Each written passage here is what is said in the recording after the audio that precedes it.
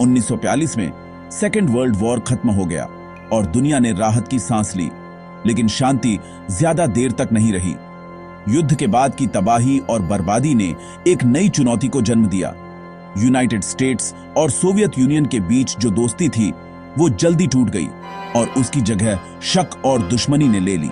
Yalta और Potsdam conference में भी तनाव साफ दिखा। दुनिया दो हिस्सों में बंट गई, एक तरफ पश्चिमी देश और दूसरी तरफ पूर्वी ब्लॉक। एक तरफ यूएस था जो कैपिटलिज्म और डेमोक्रेसी को बढ़ावा दे रहा था और अपनी विचारधारा को फैलाने की कोशिश कर रहा था, और दूसरी तरफ यूएस था जो स्टालिन की लीडरशिप में कम्युनिज्म को लागू कर रहा था और अपने प्रभाव क्षेत्र को बढ़ा रहा था।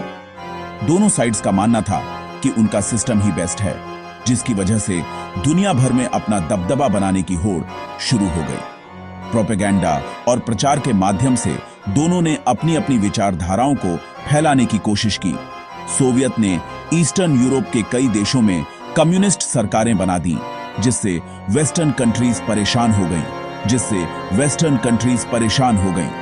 उन्हें लगा कि सोवियत का यह कदम उनके लिए खतरा है। अमेरिकन्स को लगा कि यह सोवियत का अपने एरिया को बढ़ाने का तरीका है और उन्हें रोकना जरूरी है, जबकि सोवियत को लगा कि वेस्टर्न कंट्रीज उन्हें घेरने की कोशिश कर रही है। दोनों तरफ से अविश्वास बढ़ता गया। कोल्ड वॉर की शुरुआत लड़ाइयों से नहीं, बल्कि एक गहरी सोच के अंतर और एक दूसरे पर भरोसा न करने से हुई। यह एक मानसिक और वैचारिक संघर्ष था।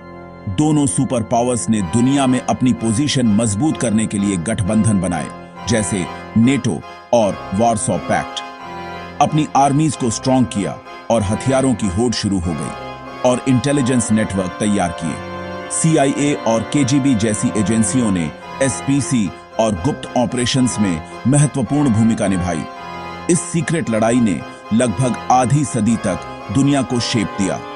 कोल्ड वॉर ने वैश्विक राजनीति और समाज को गहराई से प्रभावित किया।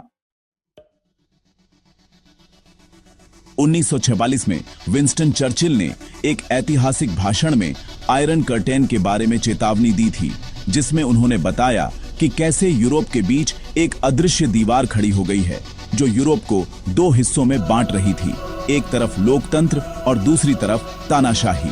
वेस्टर्न यूरोप ने यूएस के सपोर्ट से मार्शल प्लान के जरिए खुद को फिर से बनाया, शहरों का पुनर्निर्माण किया और डेमोक्रेसी व कैपिटलिज्म को अपनाया। यहाँ लोगों को बोलने और चुनने की आजादी मिली। वहीं ईस्टर्न यूरोप सोवियत कंट्रोल